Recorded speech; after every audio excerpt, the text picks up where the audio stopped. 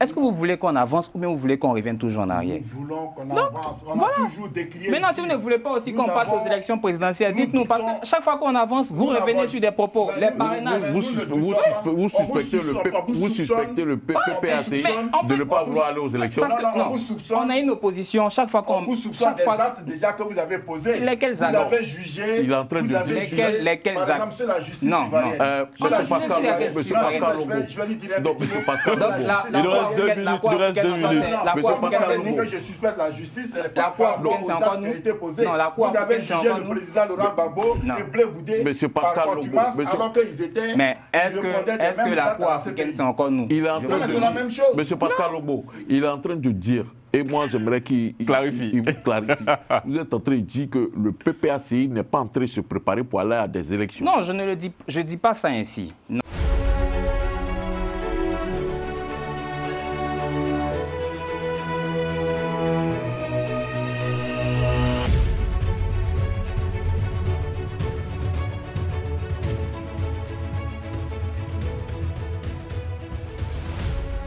On va parler du parrainage citoyen en Côte d'Ivoire. Je donne la parole à Henri, qui n'a pas beaucoup parlé aujourd'hui. Quelle est votre position sur ce sujet-là? Comment voyez-vous les choses? Il y a un débat aujourd'hui autour de la question du parrainage, surtout avec sur la forme numérique qui interroge pas mal de politiciens ivoiriens. Oui, moi je trouve que déjà le parrainage est une bonne chose. Déjà, nous sommes dans un pays où baigne la démocratie, et la démocratie a des règles. Et ça a été dit, hein, ce parrainage est inscrit dans le code électoral de notre pays, la Côte d'Ivoire. C'est une nouveauté? Oh, pas une nouveauté, vraiment, il y a eu de... Ça a été mis en place en 2020. Oui, voilà, et ça date même pas... 4 dossiers étaient retenus sur les 44 qui ont été déposés à partir de ce FIT-là, le parrainage. Donc ça pose des questions aussi ou pas? En 2020? Oui. Oui, mais en 2020, parce que oui, il y a eu des insuffisances. La première insuffisance, c'est que nous étions partis sur, on va dire, la liste provisoire. Contrairement à aujourd'hui où on part sur la liste définitive. Et donc, du coup, il y a eu des doublons, il y a eu pas mal de choses. Donc, ce sont des éléments que la CEI... Et la question des doublons, vraiment, est le motif invoqué pour la mise en place du format numérique aussi. Du format numérique qui vient pour une transparence, en fait, à ce niveau-là. Certains craignent que la confidentialité des électeurs soit révélée. Au niveau du numérique, par exemple, c'est un peu ce que dit Vincent Taubiré. Hein, il met en avant le... Au niveau des parrainages, en fait, aujourd'hui, on demande, par exemple, on demande que les parrainages soient nominatifs, c'est-à-dire celui qui attribue son parrainage, donc le format numérique, mais le format papier, mais le format numérique. En fait, on demande que le parrain soit nommé, c'est-à-dire on vient avec la tablette, il est photographié et tout. Et lorsqu'on prend l'histoire de la Côte d'Ivoire récente, il y a en 2010, donc il y a 15 ans de cela, on voyait des gens qui passaient après la crise post-électorale marquer les portes des gens pour dire que ces personnes-là sont de tel bord, pour que ces personnes-là soient visitées la nuit. Donc, je veux dire que l'histoire de la Côte d'Ivoire est récente. Donc, quand l'Ivoirien lambda se dit aujourd'hui qu'en 2010, voici ce qui s'est passé. Et qu'est-ce qui prouve qu'avec le climat délétère qui règne aujourd'hui en Côte d'Ivoire, qu'est-ce qui prouve que... Surtout avec les encagoulés. Avec tous ces phénomènes bizarres qu'on a en Côte d'Ivoire, qu'est-ce qui prouve qu'après les élections, là, on n'aura pas la visite de certaines personnes du fait de nos parrainages qu'on a eu à accorder. Donc, les gens peuvent être réticents quant à l'idée d'accorder ce parrainage-là. Donc, moi, je pense que ça sera un frein à la démocratie aujourd'hui. En fait, oui, pour revenir à ce que tu entends de dire, quand on prend la photo de celui qui accorde son parrainage, est-ce que cette photo-là est diffusée sur les réseaux sociaux? Je ne sais pas. Pas diffusée sur les réseaux, mais ça fait partie base de données, non? Ça fait partie de la base de données. Oui, la base de données de la CEI. Oui, mais vous, aujourd'hui, vous pensez que la Côte d'Ivoire a un système informatique rigide qui permet aujourd'hui comment on appelle ça, de protéger, de la protection des données personnelles, vous pensez? Et surtout que ce sont les partis politiques. Je pense que ce sont les partis, chaque parti qui récupèrent, effectivement. Voilà, qui récupèrent. Donc, je pense, mais est-ce qu'il faut supprimer même le parrainage tout court? À mon avis, pour l'instant, on n'est pas suffisamment mature pour faire un parrainage. Alors moi, je vais vous arrêter. Oui, parce que ce parrainage-là, qui l'a réintégré? C'est l'opposition qui l'a réintégré. Hein. Non, ce n'est pas l'opposition. Ah non, il y a eu un dialogue, l'ensemble des partis. Il y a eu un dialogue politique, y compris l'opposition, où ils ont demandé la mise en application du système de parrainage. Vous êtes d'accord avec moi? Oui. Donc ça ne vient pas du RHDP. Non, moi je ne dis pas que ça vient du RHDP. Je veux qu'on soit d'accord. On est d'accord. Moi, en 2020, est-ce qu'il n'y avait pas un climat délétère comme tu entends nous le dire? Il était encore plus délétère que 2025, si je pas citer. Non, je pense pas. Non, je pense pas. Nous, aujourd'hui, nous avons une Côte d'Ivoire qui est très stable. C'est l'opposition, ce sont les partis de l'opposition et tous ces partis-là qui ont demandé à ce qu'on puisse revenir avec le mot du parrainage. Moi, je pense que c'est tous les partis. Je pense que c'est tous les partis. Ça a été une faute. Oui, je pense que les partis traditionnels ont mis. Et en fait, on peut prendre une décision et puis dans l'applicabilité, on voit que cette décision a des limites. Quand c'est comme ça, on fait. 4 dossiers sur 44 retenus. Présent. Je pense que la question des parrainages et des différentes cautions était pour éviter les candidatures superflues. Telles que fantaisistes. Moi, je pense que la seule façon d'éviter des candidatures fantaisistes, c'est le peuple qui indique qui est fantaisiste et qui ne l'est pas. C'est aussi simple que ça. J'ai voulu dire non, mais bon, je me suis retenu. Non, on ne dira pas de non, mais c'est le peuple qui va décider et de lui accorder son suffrage ou pas. Non, pour moi, le fait d'avoir des parrainages, c'est vrai, on veut éviter des candidatures fantaisistes, mais pour moi, ça ne répond à rien du tout. Mais c'est un filtre intéressant, président. Non, est-ce qu'on est obligé, quand dans notre constitution donne le droit à tout Ivoirien. Mais en Côte d'Ivoire, mon président, c'est parrainage citoyen. Donc c'est le peuple qui va choisir. Justement. Non, mais justement, si notre loi fondamentale là, donne déjà le droit à tout Ivoirien citoyen qui a ses droits civiques, qui a plus de 35 ans, si je ne m'abuse, peut être candidat à l'élection présidentielle s'il n'a pas tous les tabatoires. Mais parrainage citoyen, il n'a qu'à venir.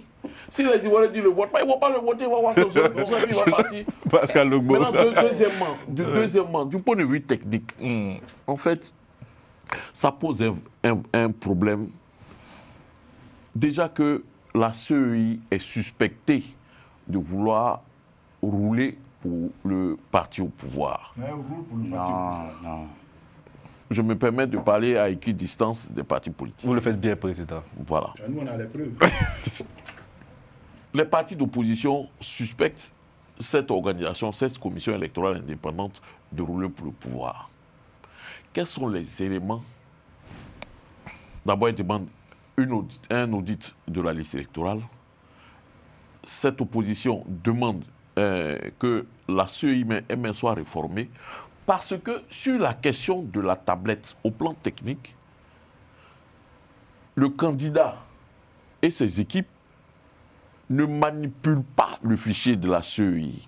Si moi je vais chercher le parrainage de Pascal Logbo en tapant son numéro, en tapant son nom, son numéro d'électeur, et que j'interroge le fichier de la CEI peut m'indiquer de façon claire sur la tablette que M. Pascal Logbo a déjà accordé son parrainage à Jean-Yves Doué. Pendant ce temps, Pascal Logbo va me dire, mais M. Oro Jean-Paul, moi je n'ai accordé mon parrainage à personne. Comment moi, candidat Jean-Paul Oro, je fais pour me retourner contre la CEI pour dire, ah, je suis allé recueillir le parrainage de M. Pascal Logbo. Il s'est avéré que M. Pascal Logbo est déjà indiqué comme ayant accordé son parrainage à un autre candidat, sans qu'on définisse le candidat. Du coup, M. Pascal Logbo, une certaine inquiétude, une angoisse peut naître en lui. Comment ça se fait que...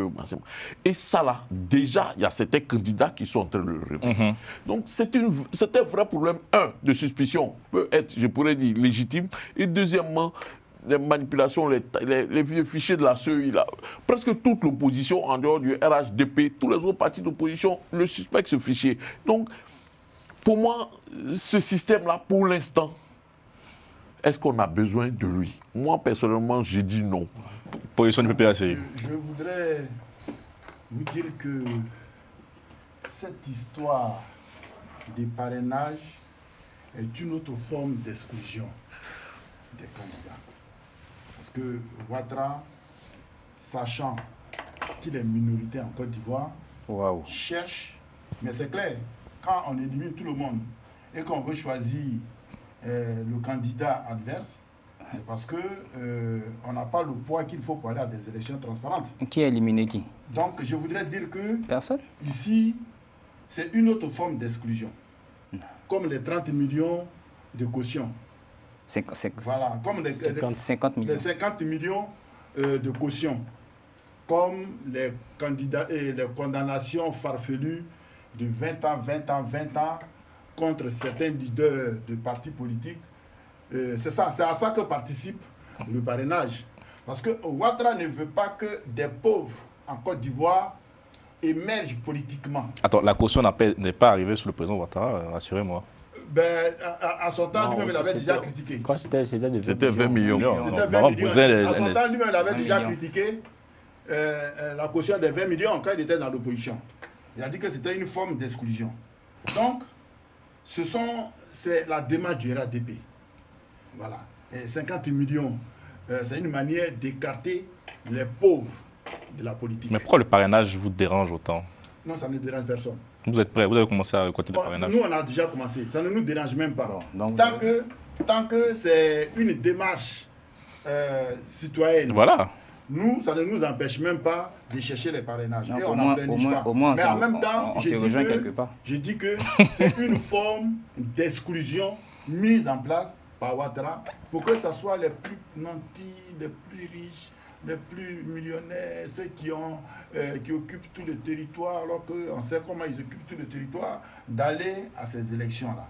Et en même temps, je l'ai dit tout à l'heure, la condamnation de ceux qui ne veulent pas voir comme candidats, qui reconnaissent que c'est des candidats sérieux, c'est à tout ça participe. Le parrainage. Après, moi, je me dis, le parrainage citoyen, c'est un peu plus flexible. Là où ici, on parle de parrainage d'élus. On a vu que Marine Le Pen, c'était difficile pour elle, ici en France. Figurez-vous aussi, cela était inscrit en Côte d'Ivoire. On allait dire, bon, déjà, ils ont la majorité. Oui, mais en fait, moi c'est ça qui me gêne un peu. C'est qu'on compare la France qui a près de 240 combien d'années de... Non, mais c'est pas une question de comparaison non, de pays. Non. En fait, non, un système à appliquer à des individus. Aujourd'hui, la France est suffisamment mature pour se mettre dans cette posture de, comment on appelle ça, de parrainage. Au Côte d'Ivoire, actuellement, en fait, je veux dire, on sort d'une situation, oui, mais on sort d'une situation, on ne peut pas se permettre de faire ça aujourd'hui. Elle a commencé quelque part, c'est de ça qu'il s'agit. En même temps, la Côte d'Ivoire refuse d'y aller. Là, ils ont arrêté une liste définitive sur laquelle nous disons qu'il y a 6 millions d'inscrits de façon frauduleuse, qu'il faut un audit.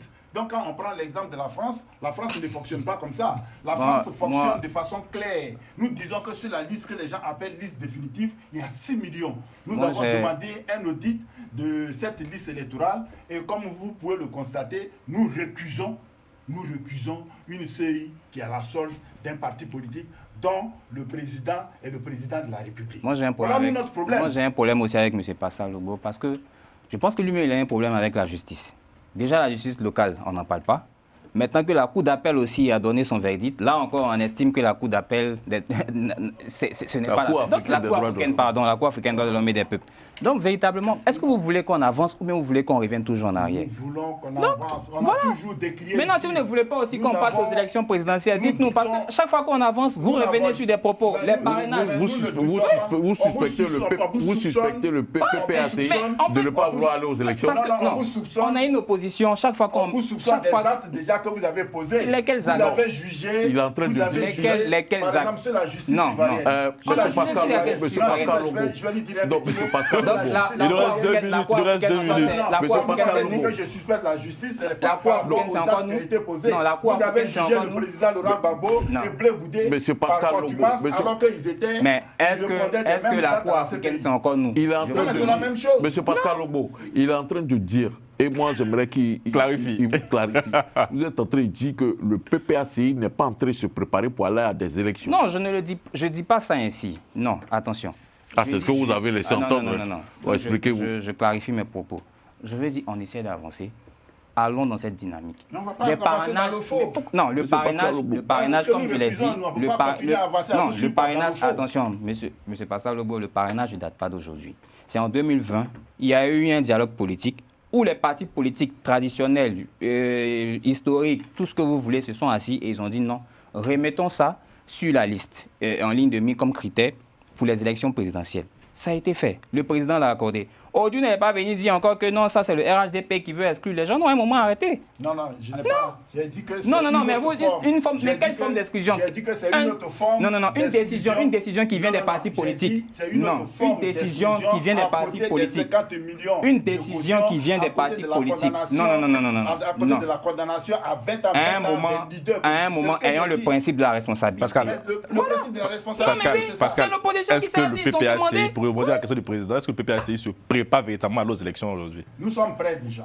Ah donc ne discutons pas sur les parrainages. Nous sommes prêts, c'est le RADP qui n'est pas prêt, il n'y a pas de candidat. Quoi? Non, nous ne sommes pas des Nous avons commencé la préparation que j'ai dit que nous, au PPACI, nous sommes prêts. Notre candidat, c'est le président Laurent Gbagbo. Merci beaucoup. Et puis, nous aussi, notre candidat. C'est eux qui ne sont pas prêts. Il n'y a pas de candidat. Le candidat à 3 mois est en réflexion. Oui, mais c'est eux qui ne sont pas prêts. Oui, mais il est en réflexion, mais on est encore dans le délai. Oui, mais 3 mois. Non, mais encore dans le délai. Pour terminer, et on sait qu'il va se présenter. Non, il ne veut même pas se présenter. Pourquoi il va se présenter? Parce que le 4e mandat n'est pas autorisé en Côte d'Ivoire. Il avait déjà volé un 3e mandat. On ne peut pas lui permettre d'en voler un 4e. Non, ça c'est vraiment... Président, ça c'est vraiment derrière nous. Une minute, moi j'aimerais dire une chose. Parce que ce que Pascal Lobo dit à chaque fois, moi, me fait penser qu'en réalité, ce qu'il dit laisse ouvrir la porte que le PPACI, en fait, ne se prépare pas pour les élections. Le PPACI se prépare plutôt pour un boycott des élections. Quand non, on va jamais boycotter.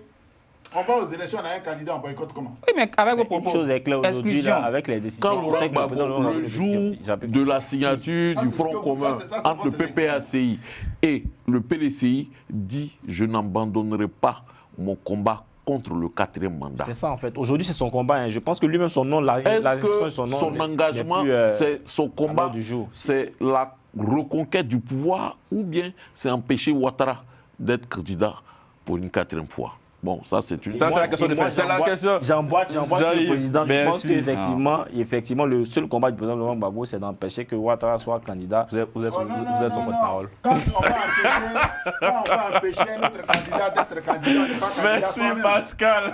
Non, mais parce qu'on sait plus. On sait plus. Nous, on est candidat. Bon, monsieur, je rends la tête. Bonne soirée. Merci à Moustapha Kanté.